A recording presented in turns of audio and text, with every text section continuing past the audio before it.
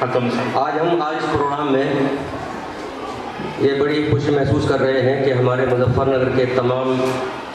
علاقے سے تقریباً 20 اسکولوں سے یہاں پر بچے آج اکٹھا ہوئے، جمع ہوئے تھے ماشاءاللہ، اور انہوں نے اپنی محنت کا، اپنی کاوشوں کا یہاں مظاہرہ کیا، اپنے اساتذہ کرام کی محنتوں کا بھی یہاں وہ مظاہرہ کر رہے ہیں، اور انشاءاللہ امید ہے کہ ان کو پھل ضرور ملے گا۔ اسی طرح سے ابھی اعلان ہوا ہے جو ہم اپنے محترم ظفر اقبال صاحب کو ایک سند پیش کر رہے ہیں، اس کو میں پڑھ کے سنانا چاہتا ہوں۔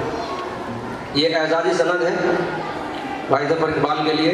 وطن عزیز کی آزادی میں اردو صحافت نے جو اہم کردار ادا کیا ہے وہ کسی باشعور ہندوستانی پر مخفی نہیں ہے۔ اس کے لیے اردو کے شاعروں، ادیبوں نے آزادی کے لیے اپنی جانوں کا نذرانہ پیش کیا۔ بہادر شاہ ظفر سے لے کر حضرت موہانی اور مولانا آزاد تک جہاں فشانیوں کا سلسلہ جاری رہا، اردو صحافت آج بھی حکومتی سطح پر کوئی خاص